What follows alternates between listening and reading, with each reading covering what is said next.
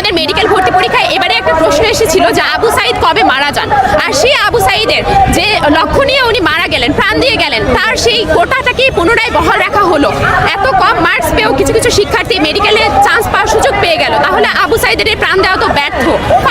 কিন্তু দেখা গিয়েছে এই কাট মার্কে যেহেতু কম মার্কস পেয়ে কিছু কিছু শিক্ষার্থী ঢাকা মেডিকেল কলেজে পড়ার সুযোগ পেয়েছে। সেটা কেন পেয়েছে? শুধুমাত্র তাদের কোটা আছে বলে। আর আরেকটা সবচেয়ে মর্মান্তিক ব্যাপার হচ্ছে আমাদের মেডিকেল ভর্তি পরীক্ষার পাস মার্ক হচ্ছে 40, সেই মার্কের চেয়ে তো কম পেয়েছে 37.5। তার মানে সে মেডিকেল ভর্তি পরীক্ষায় পাসই করতে পারেনি। যেখানে সে কোনো একটা প্রাইভেট মেডিকেল কলেজে পড়ার অ্যাপ্লাই পর্যন্ত করতে পারবে না, সেখানে সে একটা সরকারি মেডিকেল কলেজে পড়ার সুযোগ পেয়ে গিয়েছে। তাহলে যে হাজার হাজার শিক্ষার্থী যারা জেনারেল ছিল, যাদের কোটা ছিল না, যারা 70 পেয়ে কাট মার্কসের চাইতে কম মার্কস পেয়ে সুযোগ পেল না, ওদের সাথে অবশ্যই বৈষম্য হয়েছে, ওদের সাথে অবশ্যই অন্যায় হয়েছে। আর সেই অন্যায়ের প্রতিবাদ জানানোর জন্যই আজকে আমরা এখানে জড়ো হয়েছি।